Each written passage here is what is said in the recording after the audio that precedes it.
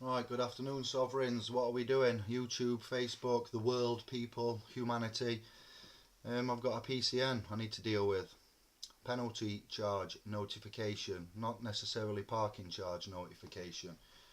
Okay, what we doing? I've received a PCN for driving in a bus lane. I've informed the local borough council that I'm going to make a conditional offer of acceptance and payment, and that's going to be based on them providing proof. I wrote a letter to the public servant, Derby Council, traffic management, Nottingham, Northampton get involved after a bit, don't they? Law courts, what they called, business courts. Nottingham, Northamptonshire Court Business Centre. There's no courts and there's no judges. There's nobody legally trained, so you're not going to get very far with them. So there's no point even ringing them. I'm going to ring this agent, Mr. A. Bowen, and inform him that I've made a conditional acceptance offer. I've also stipulated that I want proof that they know that I'm a driver. I was in the capacity of a driver. I've said that I was travelling. That I want proof that they own the road that they say that I've caused the infraction on with the offence of the Road Traffic Act. Um, what else have we got? Yeah, basically, the Bill of Rights does say that all fines and forfeits are void unless brought before a judge and in a court, common law court. Um, just before a judge, really, or a judge and a jury of your peers need to judge you and say that you're guilty. Equality is paramount in the eyes of the law. We're all innocent until proven guilty. This is an assumption. This is an assumption that I'm a driver. This is an assumption that I'm subject to the Road Traffic Management Act. I've had about 4 or 5 of these now, and I'm not bothered about them. I've told the council each and every time I'm willing to pay them. Give me the proof. They ignore that. They create they commit acquiescence, they create a stopple, and they ignore it and they just say blah blah blah blah, you pay it. So we don't pay it. Then they send the enforcement man round. Now I need to deal with the enforcement man without committing joinder, without winding him up, without being aggressive and hostile. I'm fortunate enough not to be living at my property, and my car is not parked on my property, so I can take the luxury of taking my time to deal with this. If you live where your car is, but if you park your car where you live where you park your car, square as it is round. Sorry, I've been up early and I'm tired. It's now 14:57. I've just got back in from work. Been up 12 hours. I'm on it. Um, there's just too much of a fraught situation that these guys could come round. They should take me to a small claims court. To be fair, follow the law, due process, natural law, contract law. You know, you've got lots of law in here. Um, Common law ultimately is the foundation. Natural law. Then you've got your legislation, your contract, your presumptions. Of the Road Traffic Management Act and being a driver. So we're not going to wind this guy up. I did ring him on Bank Holiday Monday and he told me that he couldn't speak to me because of these contractual obligations with the council, and that I said I was sorry and I'll ring back later. So what we're going to do is give him a call, not commit joinder, inform him that under the Bill of Rights and things like that, all fines and forfeits are void, not been before a judge or in a court, I'm innocent until proven guilty.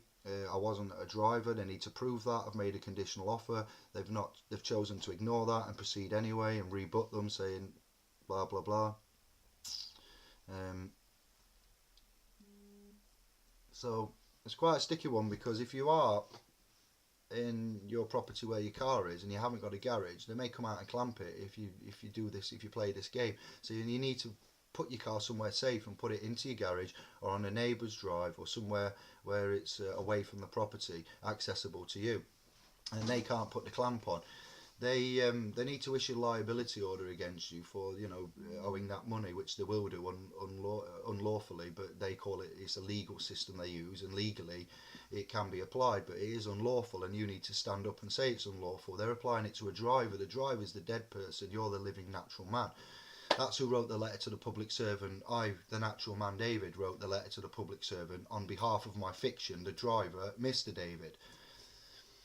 So yeah, I just want to point out, you need to play this game smart, you need to play it wise. You are correct in what you're doing, you are lawful in what you're doing, and you are right to do this, and you don't have to pay them because we are the taxpayers, we make the laws, they are public servants, they don't own the roads, we own the roads. Roads are things that was invented to get from the port to inland. Roads, streets are where houses are and what houses are built on, they're fine. But a road is not part of England, it's laid on top of the landmass, England, and it's the Romans built roads basically, and it comes down to Roman contracts. And if you look back about being in commerce and so forth, then you had to pay a toll or a fee back then when you had your carts and your horses and stuff. And if you was just walking or travelling on the road, you didn't pay anything. It is where it comes from.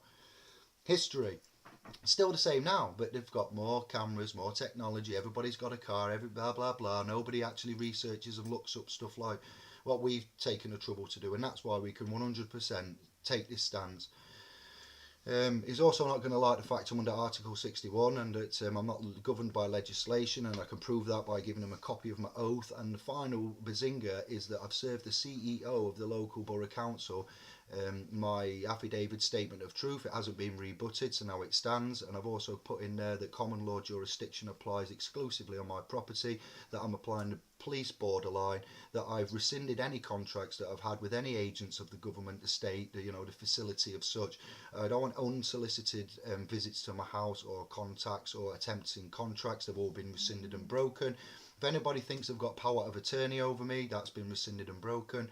And then there's a £5,000 incursion fee underneath that for anybody that's part of the Crown Cartel or the police, or coming along to assist with the TV licence or the water people, the private corporations that demand on our persons. So I've put that on the door, and this guy's come and posted me a card, and he knows full well that that's a sign. It doesn't matter if he's read it or understood it. There's a notice there. It's A4. It's in my group, my front door, what I've put on there.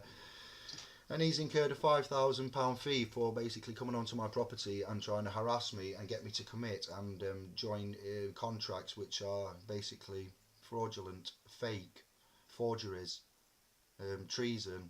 It's many things. Extortion, demanding money by menaces, harassment, lots of things.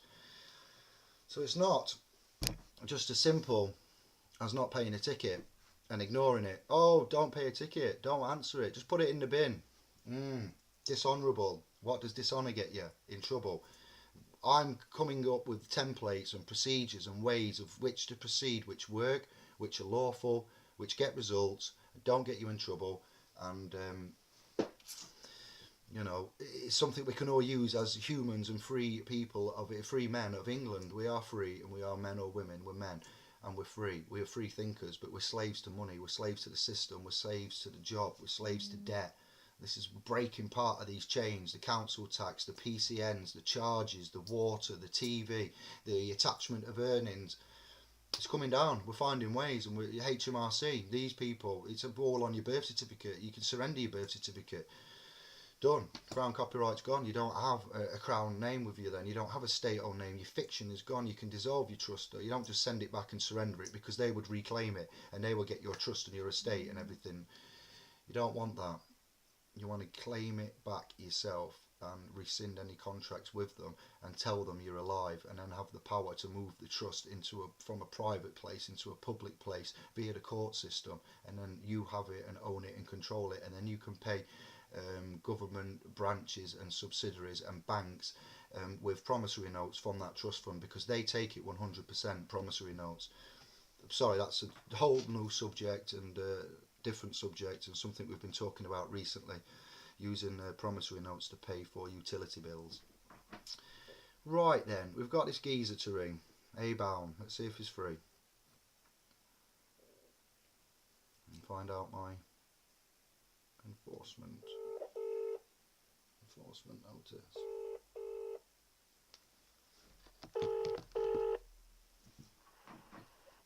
Hello. Hello, good afternoon, sir. This is David calling you. I'm looking to speak to a Mr. A-bound. Yep, how can I help? Hello there, sir. I rang you on Bank Holiday Monday, and you told me you couldn't work.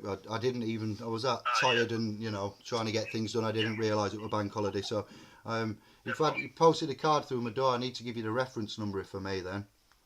Yeah. Right then. Postcode will do, mate. Delta Echo 1 2 Lima Zulu. Yes, how can I help? How can you help? Right, about this enforcement notice and this unpaid PCN, I wrote to the Borough Council and I informed them that I was going to make a conditional offer of acceptance to pay this, and I wanted them to tell me that if I, the natural man David, my name is David by the way, you're speaking to, I wasn't operating in the capacity of a driver at the time, and as I understand it, you know, I've got a driving license, MOT, insurance, and I can use the roads as I see fit. So I've had some PCNs come through. I've contested them all. They're not done on purpose. They're by mistake, by the way. So I've outlined that, you know, I see it that they manage the roads. I've, as a taxpayer, paid for the roads, and I'm going to make a conditional offer of acceptance to be honourable, and I wanted them to submit to me the proofs of which they say under the Road Traffic Management Act that I, the natural man, are going to have to pay this as a traveller. Unfortunately, they did fail to rebut or answer any of that and said that I am the driver and I must pay them. So I've ignored and any further communication because I've done my bit, and they failed to, what they've done, their acquiescence has now created a stopple. So I'm lucky enough not to be living at that property where I'm registered. I'm recently had some family trouble and I'm looking after some family members. So my car is not going to be clamped by any enforcement agent on behalf of the Crown for chasing up a fee of which I've put into the account into a dispute because they have no jurisdiction or authority to do this, and if they have got an issue with me, they need to take me to a small claims court. So the last bit is lawfully I'm under They don't need to take you to a small claims court, so they can do it. Yeah, well, equality is paramount in the eyes of the law, and as it states in the Bill of Rights Act, sir, if you look at 1869 Bill of Rights Act, unfortunately I'm lawfully trained as well, so I've looked at it, and it states that all fines... Where in like respect of moving forward, because I'm a very, very busy man, what are you actually saying to me? There's no contract, there's no consent. I'm giving you a verbal cease and desist order. You work for the council, the borough council, I'm aware of that. If you continue to harass me, you've seen the signs on my door, they say common law jurisdiction applies, and it's a £5,000 incursion fees for agents of the Crown State or the corporate city council. Go on. Has anyone ever successfully got that amount off of someone? I haven't paid council tax for 9 months, and they've sent me a letter, sir, saying that the boys are coming. They're not going to arrest me because I've made a conditional acceptance. I've already had the Section 151 officer. I'm not after the fee. I'm not after the £5,000. I'm not after the £5,000. No, because it's principle. It's principle, yeah. Principle. It's not for the money. Yeah. Go on, buddy. There's a separate question. Yeah. Just asking your advice. Yeah. Has anyone ever actually successfully claimed that £500 off anyone? It's £5,000, and it's out of principle because when we go to court now, because we're going to go to court. Yes, in court as a rebuttal, you get it adjusted. You get it adjusted. Yes, because I will go to court as a natural man, and I will present my fiction to the court, which is a birth certificate, and I will put in a claim. I will put in a private claim against you, Mr. Abown, under Equita, and I will put in a complaint to the court, and I will use my letter, what I've already sent them and served them, saying I'm making a conditional offer of acceptance, and I'm saying that there's gangsters and bullies threatening to come round and seize goods and things. I don't have goods, I have possessions. Excuse me, I actually resent that comment. I'm not a gangster or a bully. Well, no, you know, but in the eyes of me, no, sorry, sir. No, yes, you are. Very professional, yes, man. you are, sir. And you are a rare exception. So I will take that back, and I will say that I'm being polite with you, but England has laws, and I know the laws, and basically I'll put a private complaint in to the council and say that they have basically committed fraud and treason by trying to claim that I am the driver as Mr. David. Treason? Yes, it's because it's using a dead man. My fiction is Mr. David Jeremita. That is not me. I'm just David. I don't have a date of birth and I don't have a surname, but my fiction and my birth certificate do, and that's who you're wanting to speak to. I haven't said who I am. I've just said I'm David. I am the layman of Mr. David Jeremita, who is dead, and I've told the council that, and I've put an oath into the barons of this country. In 2001, 4 barons petitioned the Queen and invoked Article 61 61 of the Magna Carta. But I don't just use the Magna Carta, I use English common law, and I look at statute and contract law. I'm not wanting to contract. I've put signs on my door. I've told the CEO of the council, and basically I need to lawfully and legally inform you that you need to return this back to the creditor, the original creditor, and you're allowed to do that under the Bill of Rights Act.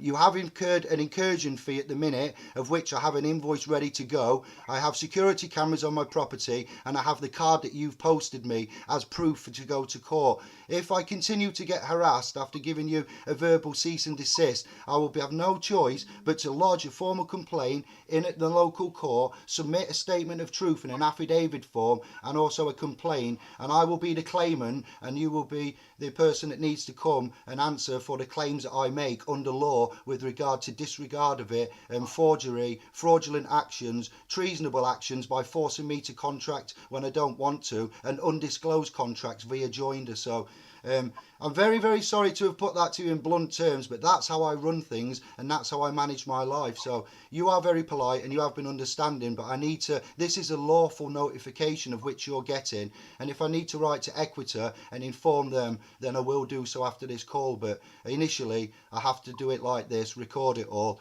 and then let you know what the stance is, and then take it from there. Yeah, it's a horrible game, because also you see I feel horrible saying this to you, but you're coming to get money. As I say, I'm very, very busy. This call's taken really, obviously, a long time, and some of it I agree with, some of it I don't. So we'll just have to move forward, see where it goes. I'll speak to my company about it, see what they want me to do. If they want me to continue, I'll be doing it. No problem, sir, and I'll follow the law as well and continue. And thank you very much for your time. I'm sorry to have taken up so much of it. All right, bye-bye. Bye-bye, sir. All right, cheers, mate. Bye. Thank you, bye-bye. Well, that was a thoroughly nice man. I hope that all came through. Wow, and I hope I did everything all right. This is going to be a fun playback. But that, my friends, that's a good video reference. I did tell him I was recording, but not till the middle end bit. But he knows it's there. He's going to go back to his company now, so I'm going to have to deal with Equita head office. If these people do not listen, Equita, where are we? I don't know, but you all recognise the Equita company there, don't you? You know, I've all got letters from that, and the registration, it's got on there. The registration, I didn't confirm it. V7870 something. Oh, that's not my car. I mean, it says bus lane underneath, but. The big boys will get involved at head office, a legal team. He's going to tell them, this guy's talking rubbish. He's telling me I owe him $5,000, dead people, contracts, acquiescence. Law, my friends, law. So I've given him a verbal cease and desist, and it's recorded. I will inform the head office. The chances are they're not going to be honourable, and they're just going to say that we've got to pay it. But we will wait and see, my friends. We will wait and see. What's going on the screen? Sorry about the quality of this. It's a bit dark outside. I've got a light on and everything, but I'll improve that. It's the content, it's not the quality. You understand what I've done, you understand how I've done it, and you understand why I'm doing it.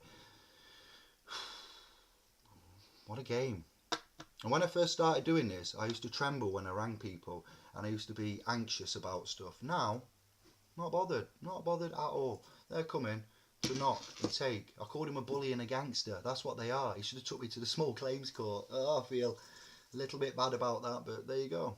That's how I see them. That's what most of them are, bullies and gangsters. If you're not following the law, anybody can form a gang and get them to knock on doors and say, give me some money. John says you owe Steve some money. We've come to get it. Here's Big Barry. What?